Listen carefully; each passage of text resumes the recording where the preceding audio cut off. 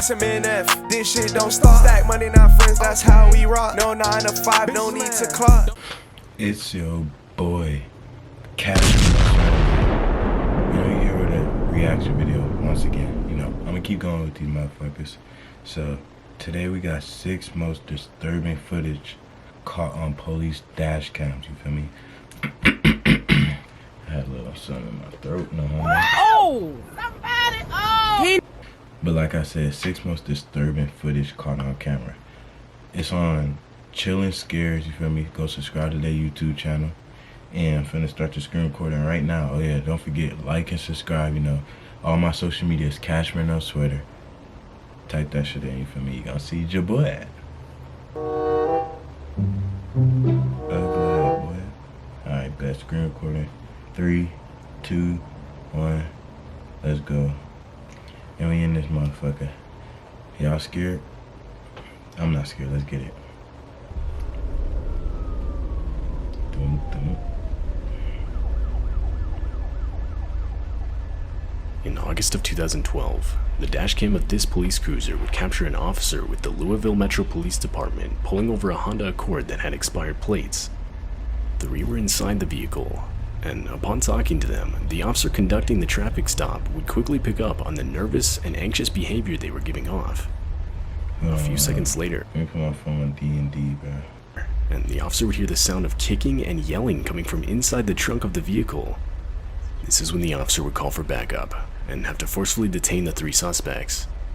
All the officers on scene would then cautiously open the trunk.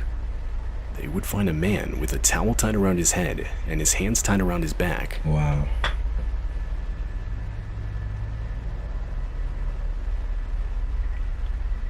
Unbelievable. The man inside the trunk turned out to be the owner of the vehicle.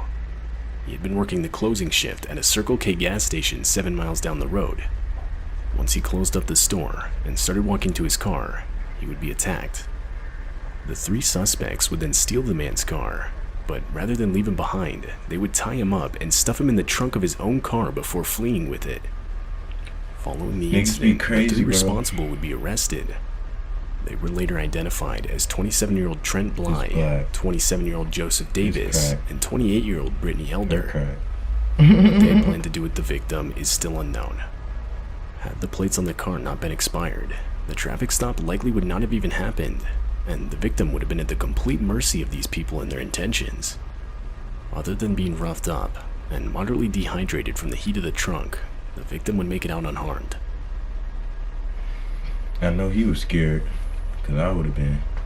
On December 19th, 2017, the Tucson Police Department in Arizona would receive a disturbing call reporting a man who looked to be impersonating an undercover cop. The caller stated that he, along with a couple friends, had been parked on the side of the road when a man claiming to be an undercover cop pulled up next to them. He further stated they had all been searched, and one of them was even put in handcuffs. The police would verify that whoever they were with was in no way affiliated with law enforcement. Multiple police would be sent to the scene. However, when they arrived, they were informed by the group that upon calling the police, the impersonator would hastily drive off, even leaving one of the guys still in handcuffs. How's it going? You guys live here? You guys live here? What are you guys doing? Really?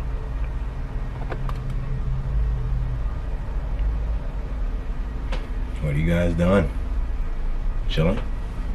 Niggas, you never know who you're gonna run into, bro.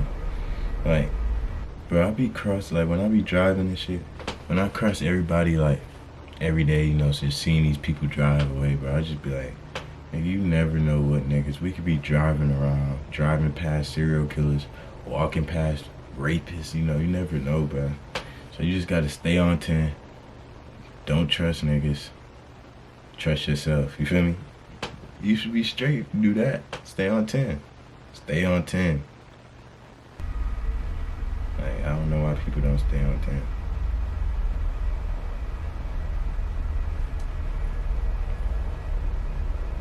Days later, detectives were able to track down the identity of the impersonator, and he would quickly be arrested. With the help of a search warrant, officers were able to confiscate multiple items used during the incident. These included a white 4-door sedan with built-in red and blue flashing lights, a radio earpiece, a baton, and a dash cam. What the fuck? Upon further inspection of the dash cam, police found that it had been recording the whole thing. Not only that, it also showed multiple other times that the impersonator had pulled over and confronted different people. This nigga weird. I never seen somebody want to impersonate a cop that bad. Just get the real job, sir. Stupid ass boy.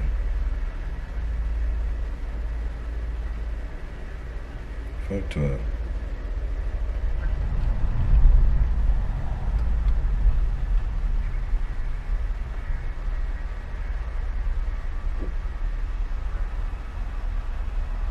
I wonder where the hell this at. Like, what type of road is that?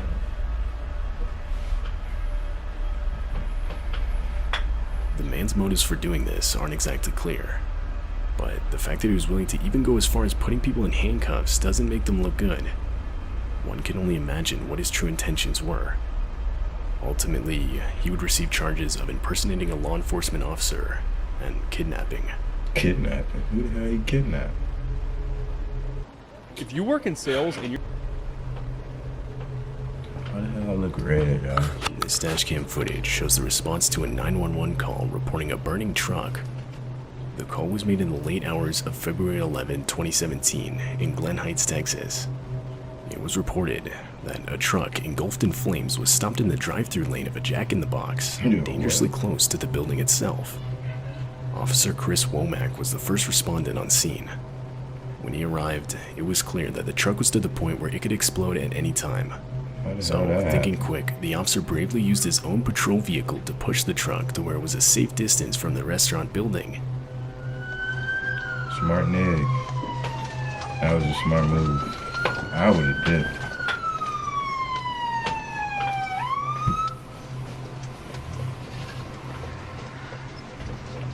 I still want to know how the hell that truck caught on fire.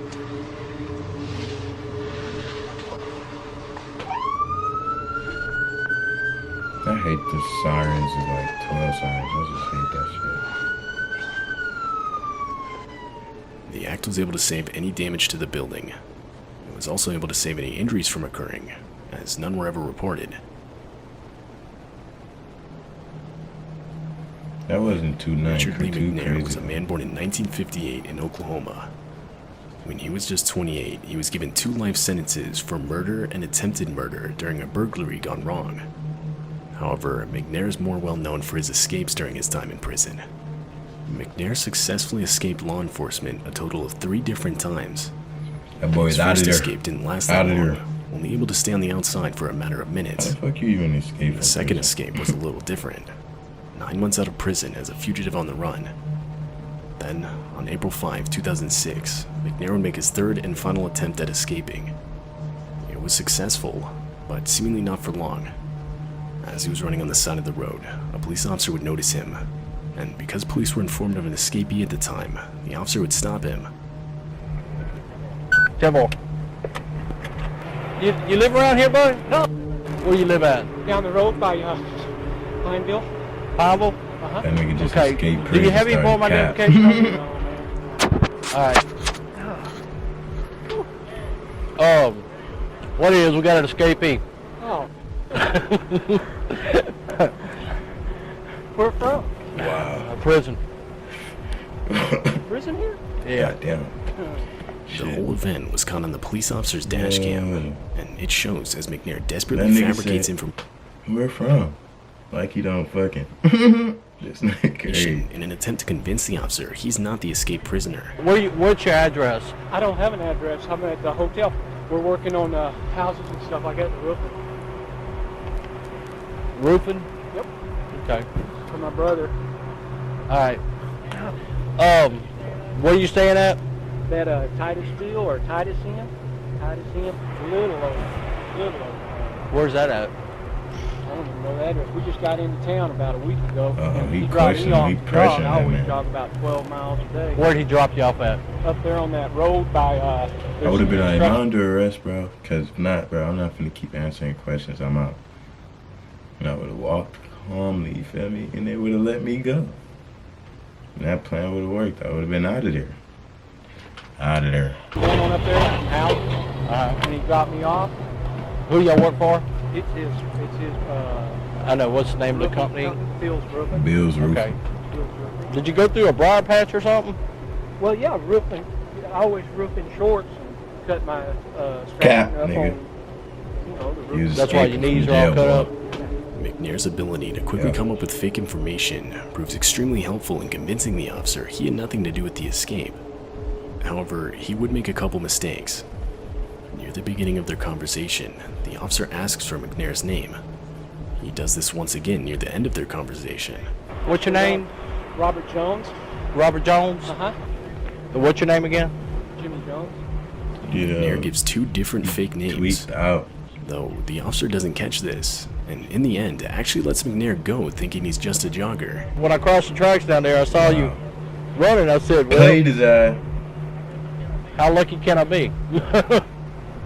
No. I'm not no prison escapee. I'm sorry to have to hold you up, but Hey, no, I'm just doing my job, I know man. you are. But, yeah, just be careful. You'll probably get stopped again, okay? Don't be alarmed by it. All right. That's our quick line You there. have a good day now. Be careful, buddy. Thank you. Wow. Alright. Finesse. This crucial mistake would allow Richard done McNair to capped his remain ass free off. for a full year and a half after this He capped his encounter. ass off. He got out of there. Respect. Once he was finally discovered again by law enforcement, he would be sent to a Supermax prison in Florence, Colorado, super.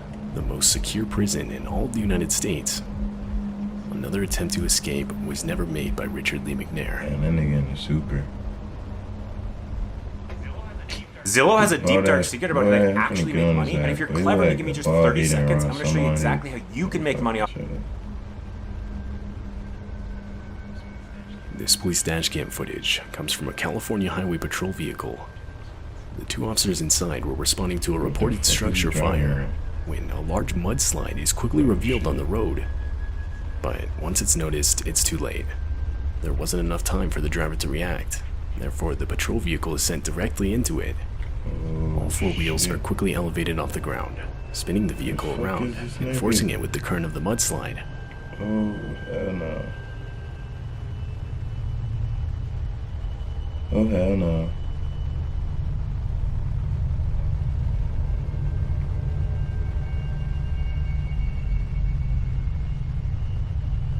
Nigga, what the fuck is going on? Luckily, by some miracle, the officers were able to regain traction and drive ahead of the slide. By that point, there wasn't much they could do but warn pedestrians and watch the disturbing sight of the mudslide rushing down the road and tearing through their city.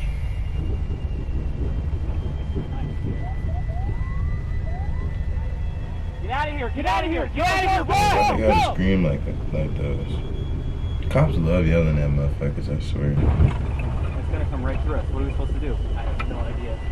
How about you get out the car and go inside the motherfucking building? How about you do that? Ventura Instead of yelling at 29201, there's civilians. a very active mudslide coming down Olive Mill towards the 101 right now. It overtook our vehicle as we were heading north on Olive Mill. We were able to barely escape and we're down by the freeway now. But it's there's a lot of debris and a lot of flow coming down. It should be on the near They the got freeway. out of there though. I'm not gonna lie.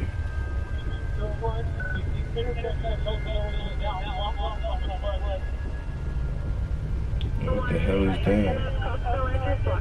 A whip? Mike, get in the car! Mike, get in the car! Get in the car, Mike! Get in the car! Get in the Oh fucking shit, car! that shit coming. No home.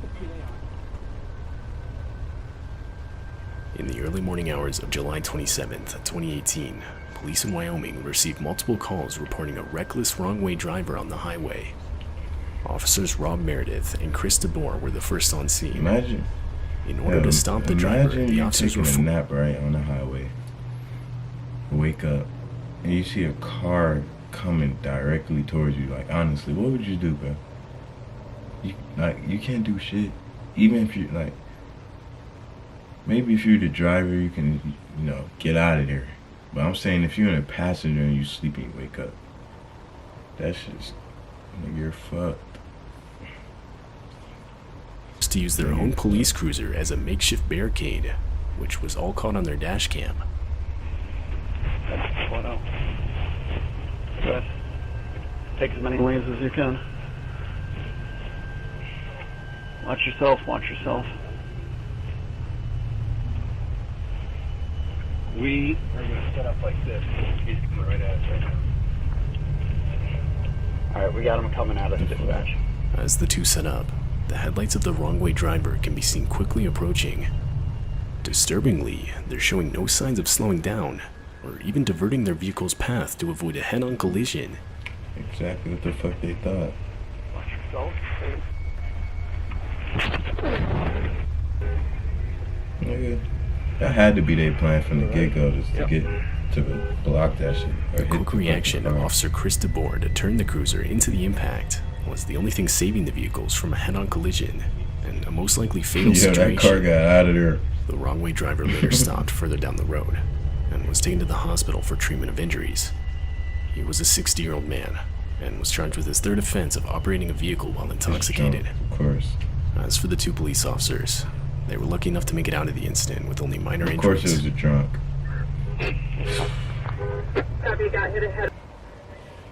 Screen recording done, you know. That was a little cool video to watch, you feel me?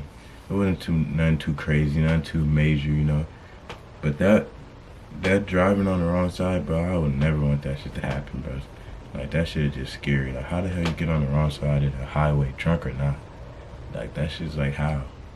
This is why I don't drink, y'all. But yeah, the nigga that escaped the prison, bro, he's a smooth ass liar until he fucked up on the names. But the cop was too slow to pick up on that and still let bro go. But that man in Supermax, I don't think he escaping from that one. You feel me? I don't think he's like that no more, bro. It might be over. The truck fire wasn't too crazy. Smart thinking on the cop. You feel me? The impersonation of the cop, that nigga just weird. Like, who wants to impersonate a cop? And what else? Oh yeah, the nigga that was tied up in the trunk. He got out of there, thank God for the cops, even though it's fuck 12. But it's your boy, Cashmernosweater. More reactions on the way, more videos on the way, vlogs coming soon, car coming soon, like I said. And we out. Okay. Oh shit, what the fuck I just pressed? We spot him, we got him, we shot him and trap it. That nigga is pussy, he don't wanna study. Nigga see the gang and started a panic. Fucked on a Kelly bitch, I full of plastic. I need me a bitch who just gon' keep it classy. Stun on y'all niggas can't have it. Stacking my money, should've been on that Maverick.